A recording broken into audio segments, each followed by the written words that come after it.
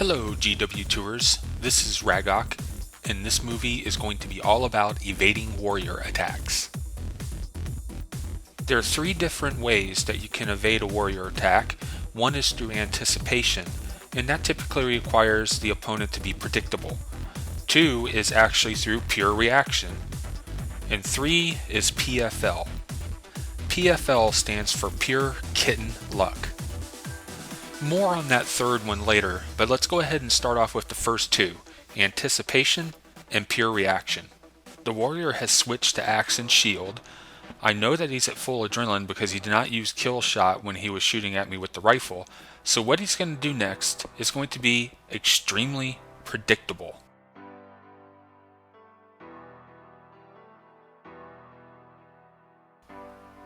The warrior chains his shield bash and bull's charge on me, but I'm able to swap weapons and get my Shield of Wrath block up in between those two stuns. I then evade a second eviscerate attempt from the warrior. The warrior is really on the ropes now, so I use hammer and sanctuary to try to finish out the fight. That would have been a third evaded eviscerate, but he died halfway through the attack.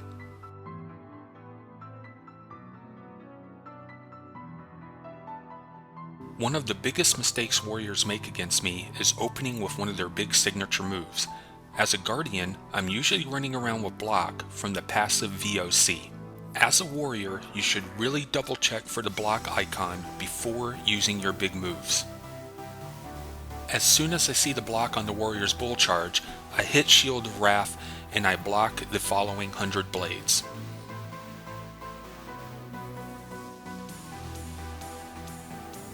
I go on to win this 1v6 in a pretty non-eventual fight, so we're just going to go ahead and move on. Here's another example of a warrior using bull's charge as their opener and having it blocked. A warrior standing on top of a dead guardian is a bad sign. Fortunately for me, they're predictable and I root their eviscerate. Notice that even if I hadn't have rooted their eviscerate, it would have been blocked. I counter the whirling axe with Shield of Wrath, and then I end up blinding an eviscerate with an activated, traded Virtue of Justice. So, do you remember the third way I talked about on how to evade a warrior's attack? Yeah, that was PFL. I was just activating Virtue of Justice to add on a little bit of burst damage, and it happened to blind their eviscerate.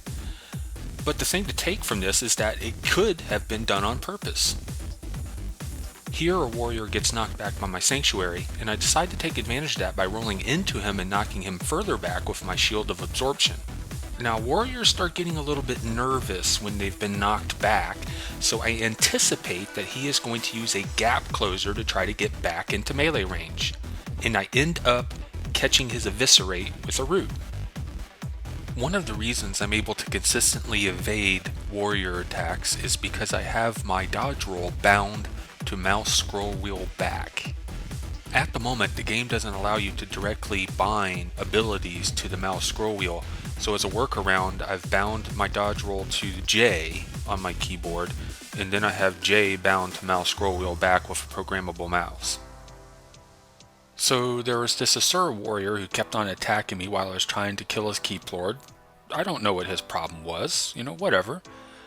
And I'm trying to get away from the Keep Lord. He gets me rooted, the Keep Lord shield bashes me, and then the warrior backs off a bit, and this is a dead giveaway that he's about to do something bad to me. Sensing this, I go ahead and activate my Virtue of Courage to give me a block, and it happens to block an eviscerate. That was totally guesswork, total anticipation, but it worked. When a warrior roots you, he's usually trying to line up a big attack. Here I remove Hamstring with Ray of Judgment, and then I dodge roll back. I get caught with the flurry root, but he's actually out of range to do the flurry damage. I go on to win this fight pretty easily, but was that because the warrior was bad? I really don't think so. I think that this is a bad matchup for the warrior. The Guardian has blinds, blocks, and then if those don't work, you always have the evade rolls. The warrior doing well with the axe and greatsword is just heavily dependent on who they're fighting. Is that person able to avoid most of their attacks? If so, the warrior's going to get beat. I hope that you enjoyed this movie.